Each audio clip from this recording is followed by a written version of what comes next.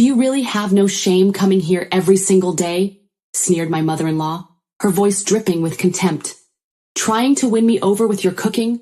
Don't bother, you'll never be part of this family. Her words cut deep, sharper than I ever expected. Her mocking laughter echoed behind me as I stood frozen in place. All I wanted was a chance to belong, to make things work between us.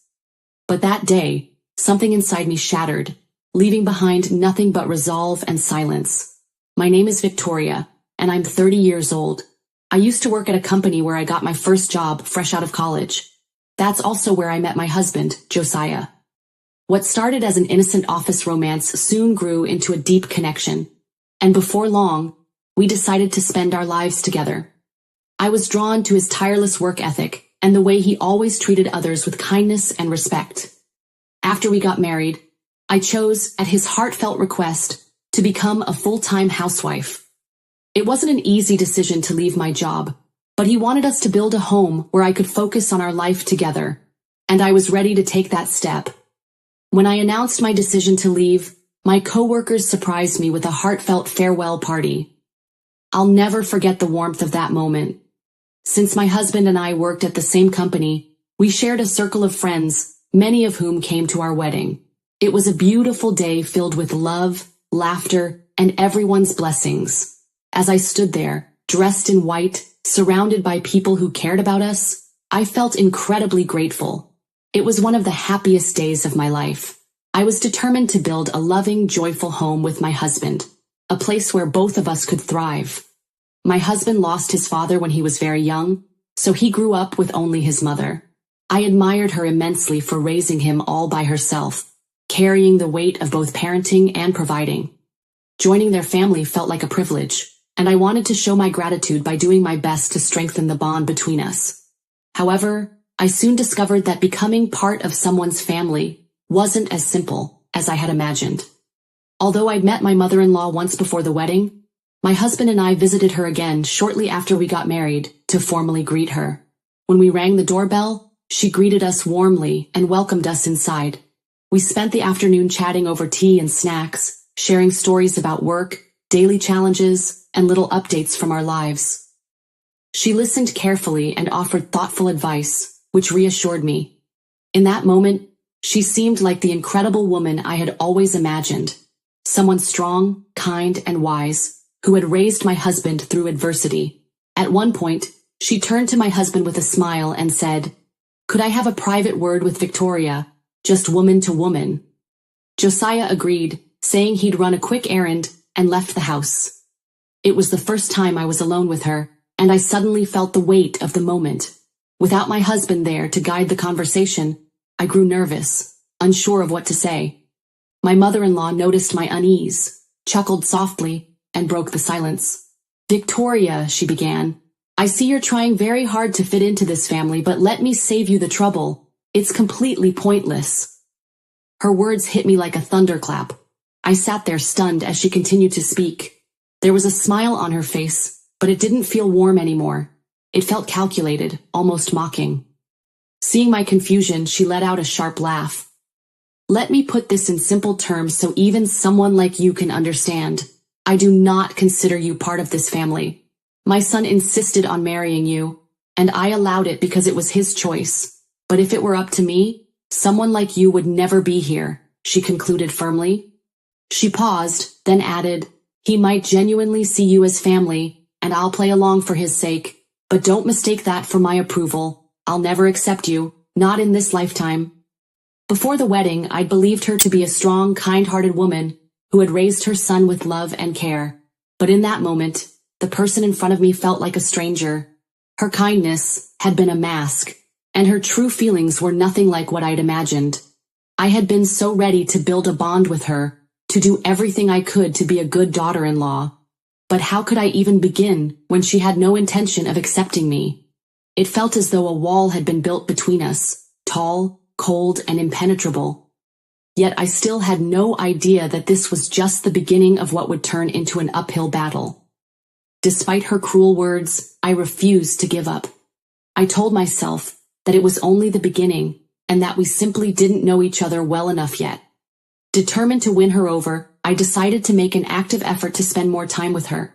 My husband and I started visiting her on weekends, and during the weekdays, I would go to her house on my own. Balancing everything wasn't easy.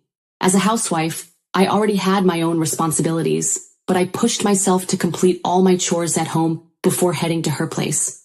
I offered to help her with her housework and often cooked for her, leaning on my passion for cooking to make meals that might brighten her day. At first, she would reluctantly try my food, muttering things like, "Well, I guess this isn't terrible." But over time, as I kept showing up and putting in the effort, her attitude gradually started to soften.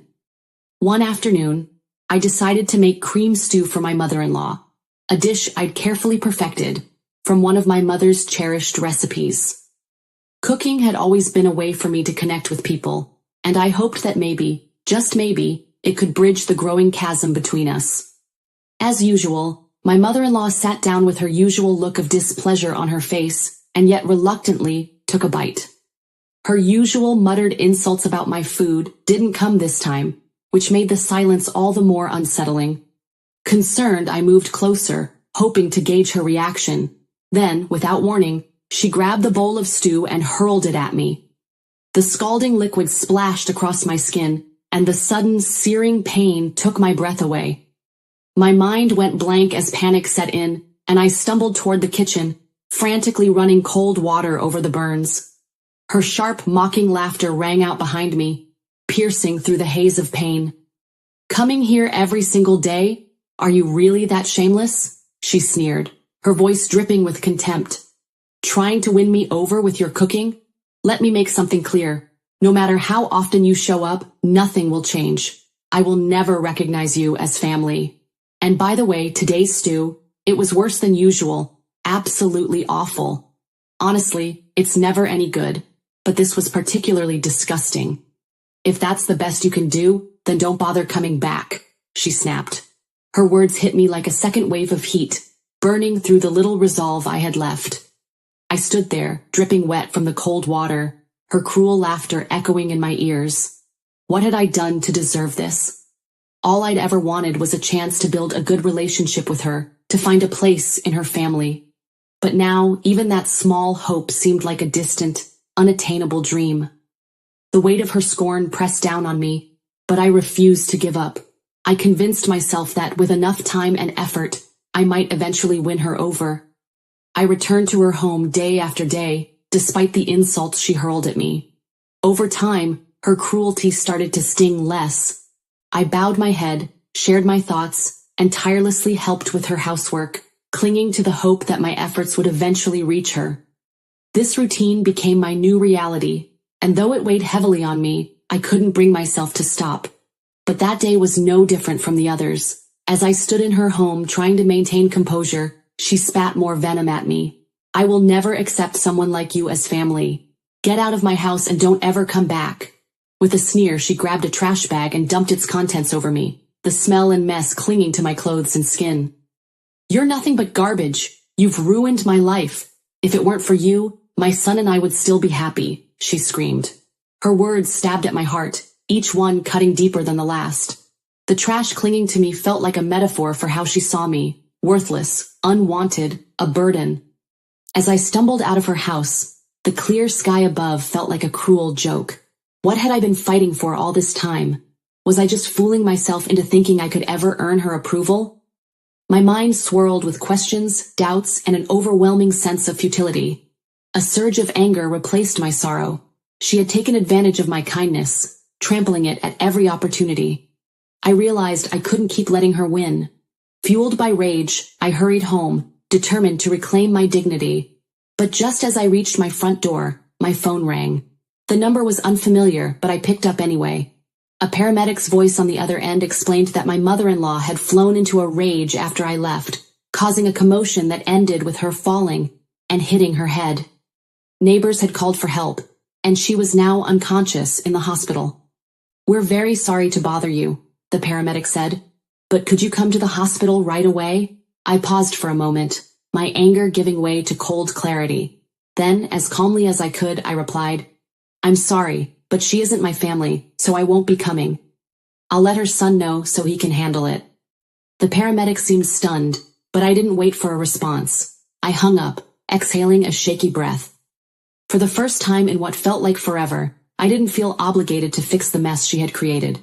She had always insisted that I wasn't family, and now, I was finally ready to believe her. Under normal circumstances, any daughter-in-law might rush to the hospital without hesitation. But in this case, I felt no such obligation. After all, she was the one who had refused to acknowledge me as family from the very beginning. I had done everything I could to earn her acceptance, only to be met with rejection and hostility. So the best care I could offer her now was keeping my distance. It felt like a small, twisted form of justice, but I couldn't deny the satisfaction I felt, knowing she was now facing the consequences of her own actions. Only my husband went to see her after work. When Josiah returned, he explained what the doctor had told him. Her fall had caused permanent brain damage, and she now required nursing care. Though she was still able to communicate, her mobility was severely impaired. A few days later, she called me. Her voice, usually so sharp and commanding, now carried a desperate plea. "Victoria, please, help me," she begged. But I had no sympathy left to give. "Who's going to take care of someone who isn't family?" I snapped. She went silent, and I hung up without another word. My husband, unaware of everything that had been happening between his mother and me, listened to the recordings I had secretly made of her cruel words and behavior. His face was a mix of shock and regret, as Josiah finally understood the full extent of what I had endured. "I'm so sorry I didn't realize," he said, his voice heavy with guilt.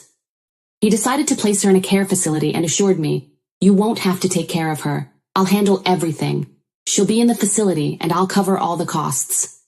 I accepted his decision without hesitation. He apologized to me over and over for not seeing what had been happening sooner, but I couldn't hold it against him. He had always been kind and considerate, even helping with housework when he could. It was his genuine care for me that allowed me to forgive him so easily. "I don't want to look after someone who's not my family. Do you think that's cruel?" I asked him. He gave me his usual gentle smile and replied, "Not at all. I can't imagine devoting yourself to someone who's treated you like that." For the first time in a long while, I felt a sense of relief. My memories of my mother-in-law weren't filled with warmth or kindness, but meeting my husband had been one of the greatest blessings of my life, and I chose to focus on that. Not long after, I was enjoying a quiet weekday at home, free from the stress of visiting her, when the phone rang. It was her again, skipping any pleasantries and launching straight into a tirade. She screamed that I was heartless, worthless, and ungrateful, her words echoing with the same venom she'd always directed at me. I stayed calm and interrupted her. "Mother, are you seriously asking me to care for someone who isn't family?" I asked. My words only fueled her anger, and she began shrieking even louder. I could imagine how miserable she must have made the other patients and staff at the hospital. She seemed incapable of being anything other than a source of trouble for everyone around her. I sighed, feeling more exhausted than angry. "I'm sorry, but the decision has already been made. There's no changing it now. It's too late to fix anything. Since we're not family, I can't help you," I told her firmly. Her response was more wailing and screaming, but I let it wash over me. I even thought I could hear a nurse in the background asking her to calm down. Without another word, I hung up. For the first time, I felt at peace with my choice. She had chosen to keep me at arm's length, to treat me as an outsider. Now, I was finally doing the same, and I didn't feel a shred of guilt. In the end, my mother-in-law was exactly the kind of person who created chaos for everyone around her. It seemed inevitable that her behavior would eventually catch up with her, and it did. When she was finally discharged from the hospital, we followed through with our plan and placed her in a nursing facility. On the day of her transfer, we visited her one last time. The moment she saw me, she glared and shouted, "You thieving cat!" My husband, who had only ever heard about her hostility, finally witnessed it firsthand. He let out a deep sigh, the weight of realization settling on him. Seeing her venomous attitude in person, he finally understood how severe things had been. Once again, he apologized. But by that point, I was just relieved I didn't have to bear the brunt of her cruelty anymore. Even in the facility, she quickly earned a reputation for being a troublemaker. I heard from my husband that she constantly berated the staff, hurled insults at other residents, and complained about everything. It wasn't long before we were informed that she might be evicted due to her behavior. My husband, understandably exhausted, began searching for a cheaper care facility, knowing it was only a matter of time before she was forced out.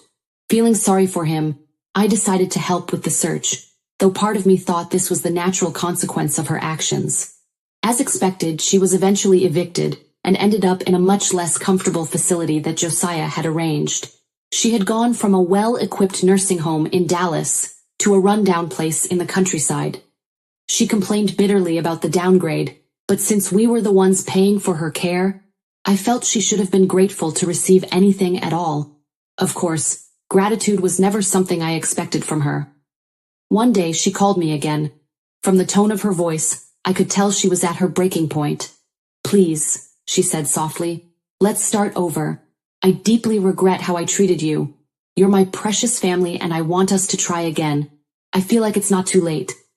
Her words were meek, almost desperate, and I could sense how much her current situation had humbled her.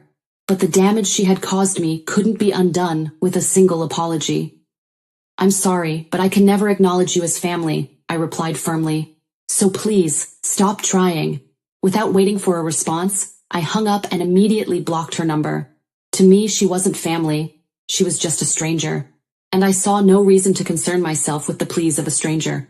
When I told my husband, he didn't criticize my decision. In fact, he said he understood completely. For him, this might have felt like losing his mother entirely, but he still stood by my side. He apologized again for not realizing sooner just how much I had endured, and promised to work with me, to strengthen our bond as a couple. I knew I had taken something from him. His bond with the woman who had raised him, imperfect as it may have been. Precisely because of that, I felt a deep desire to give him everything I could in return. I wanted to focus on what mattered most, our happiness together. And so I resolved to put my energy into building a life where we could both thrive and leave the pain of the past behind.